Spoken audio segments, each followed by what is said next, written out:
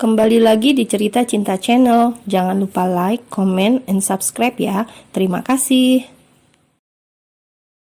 Sampai fajar menjelang, Alden masih terus mengawasi Dinda melalui sambungan CCTV yang terhubung ke rumahnya. Pagi itu, semua orang telah bersiap untuk pergi. Alden pun buru-buru menyusul kemana kira-kira semua orang itu pergi.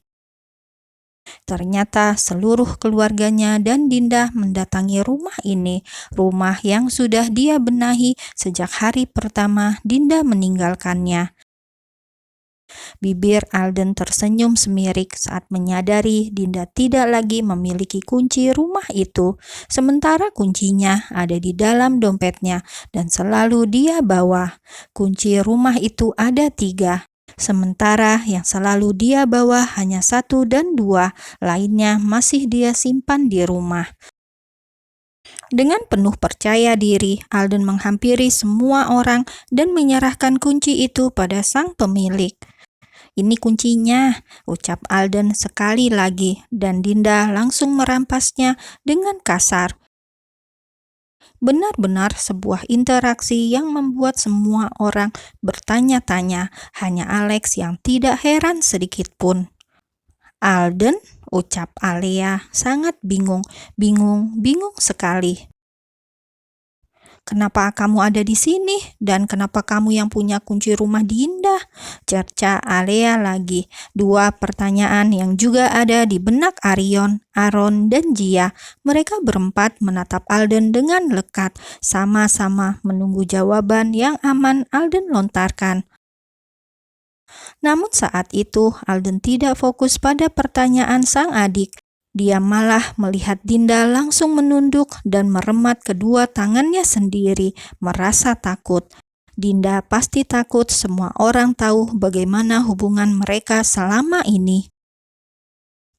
"Kemarin saat aku pulang, aku melihat Lea menjatuhkan kunci itu, dan tadi aku tidak sengaja lewat sini," jawab Alden akhirnya, dengan kedua mata yang masih terus menatap ke arah Dinda.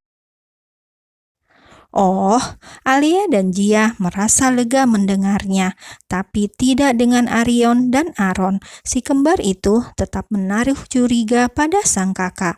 Tatapan Alden pada Dinda mengisyaratkan jika ada sesuatu di antara mereka. Dalam benak keduanya, Alden sangat keterlaluan. Bagaimana bisa dia tertarik dengan Dinda di saat sudah punya seorang istri? Dengan cepat, Aaron pun mengambil kunci di tangan Dinda dan membuka gerbang. Setelah semua orang masuk, Arion bahkan menarik lengan Dinda untuk segera masuk ke dalam rumah. Bersama keluarga Carter yang lain, Dinda merasa aman. Hanya dengan Alden dia merasa jijik. "Lebih baik kamu pergi," ucap Alex pada Alden. Dia masuk paling akhir bersama sang istri. "Dad, kenapa tidak diajak masuk dulu Aldennya?" "Bukannya dia ada urusan, tidak sengaja lewat sini kan?" tanya Alex pula. Dan Alden hanya mampu menganggukkan kepalanya. "Iya, Mam, aku akan pergi." "Baiklah sayang, salam untuk Liora ya." Lagi-lagi Alden mengangguk. "Mam, bolehkah aku bicara berdua dengan Daddy?" "Baiklah sayang, tapi Mami curiga kalian berdua menyembunyikan sesuatu dari Mami," balas Gia pula.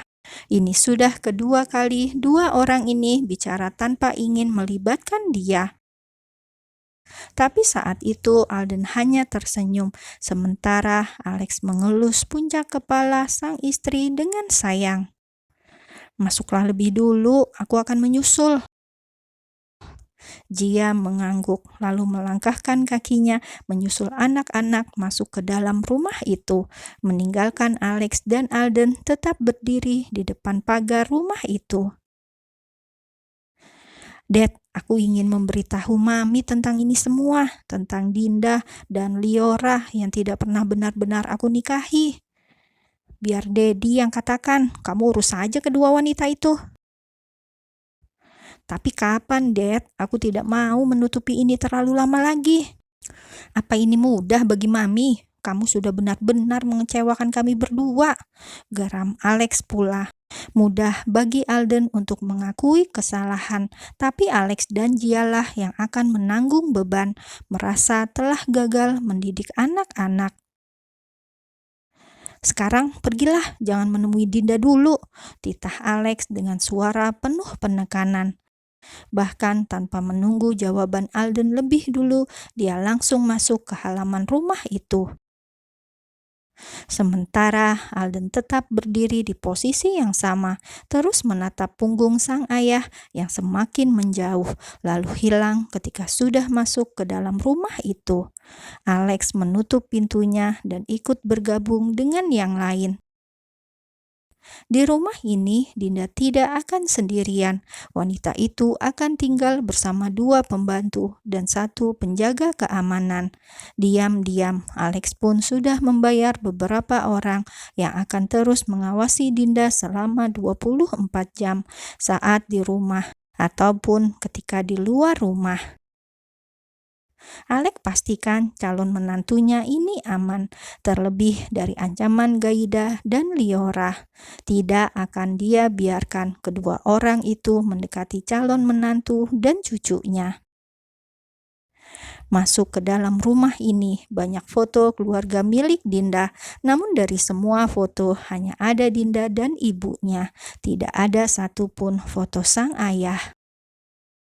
"Din, kenapa foto ayahmu tidak ada?" tanya Alea.